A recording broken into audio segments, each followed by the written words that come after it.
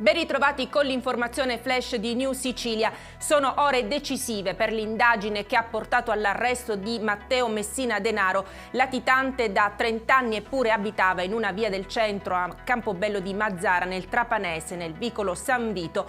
Forse la malattia. È stato fermato nella clinica La Maddalena di Palermo, dove si recava per le cure chemioterapiche a dare la svolta investigativa. Adesso il suo covo è setacciato dagli inquirenti. Nulla deve essere lasciato al caso. Ricorderete che nessuna perquisizione avvenne invece nel covo di Riina dopo la sua cattura.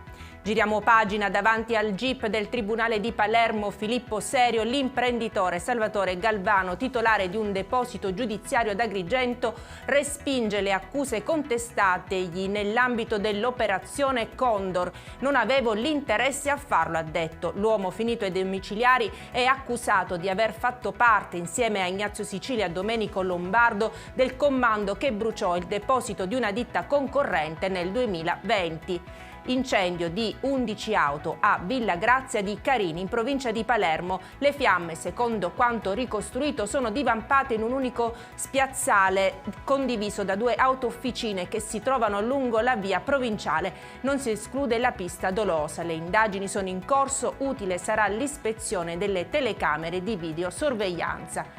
Ultimo saluto a Biagio Conte, il missionario di Palermo morto a 59 anni. In migliaia, con in testa l'arcivescovo Corrado Lorefice, ieri sera hanno portato la salma da via Decollati, sede della missione Speranza e Carità, alla cattedrale. Proprio adesso, mentre vi parliamo, si stanno svolgendo i funerali partecipati da tutta la comunità, che riconosce in Fratel Biagio un grande esempio concreto di solidarietà e amore verso il prossimo. E con questa notizia per adesso è tutto. Grazie per averci seguito e arrivederci.